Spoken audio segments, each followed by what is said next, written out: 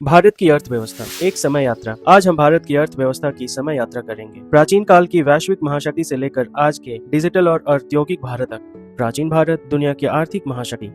ईसा मसीह के जन्म से कई शताब्दियों पहले भारत कोई गरीब या पिछड़ा देश नहीं था। भारत उस समय दुनिया की सबसे बड़ी आर्थिक शक्ति था। प्रसिद्ध आर्थिक इतिहासकार एंगस मैडिसन के अनुसार 1 ईस्वी से 1700 ईस्वी तक भारत का योगदान वैश्विक जीडीपी का लगभग 23 से 25% था, जो उस समय पूरे यूरोप के बराबर था या उससे भी अधिक। मौर्य साम्राज्य के काल में भारत एक अत्यंत विकसित और केंद्रीकृत अर्थव्यवस्था थी। राज्य, व्यापार, कृषि, यहाँ तक मापतौल की इकाइयों को भी नियंत्रित किया जाता था। इसी काल में बनी ग्रैंड ट्रंक रोड, जो एशिया की सबसे पुरानी और लंबी सड़कों में से एक है। इस मार्ग से रेशम, मसाले, वस्त्र ग्रीस और रोम तक पहुंचाए जाते थे। रोमन इतिहास में स्पष्ट उल्लेख मिलता है कि सोने का प्रवाह भारत की ओर होता था और बदले में भारत अपने उच्च मूल्य उत्पाद निर्यात करता था। इसी कारण भारत को कहा गया विश्व के सोने को सोख लेने वाला देश और सोने की चिड़िया।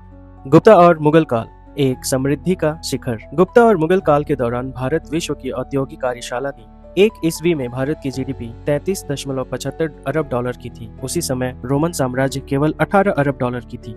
15वीं शताब्दी में भारतीय काली मिर्च यूरोप में 800 से 1000% के मुनाफे में बिकी थी। इसी के कारण कोलंबस और वास्को द गामा भारत की समुद्री मार्ग खोजने के लिए व्याकुल थे। 1600 ईस्वी के आसपास मुगल साम्राज्य का वार्षिक राजस्व 100 मिलियन यूरोस तक चला गया। वहीं पे ब्रिटेन का राजस्व केवल 12 मिलियन यूरोस का था। जहां यूरोप के सिर्फ 10% आबादी शहरी थी, वहीं भारत की लगभग 15% जनसंख्या सूरत, आगरा, हम्पी जैसे व्यापारिक नगरों में रहती थी। औपनिवेशिक काल और आर्थिक पतन 1757 से 1947। ब्रिटिश ईस्ट इंडिया कंपनी के आगमन के साथ भारत की आर्थिक संरचना पूरी तरह बदल दी गई। भारत को औद्योगिक देश से कच्चा माल सप्लायर बना दिया गया। अर्थशास्त्री उत्सव पटनायक के अनुसार 1765 से 1938 के बीच ब्रिटेन ने भारत से लगभग 45 ट्रिलियन डॉलर आज के मूल्य के अनुसार निकाल लिए गए।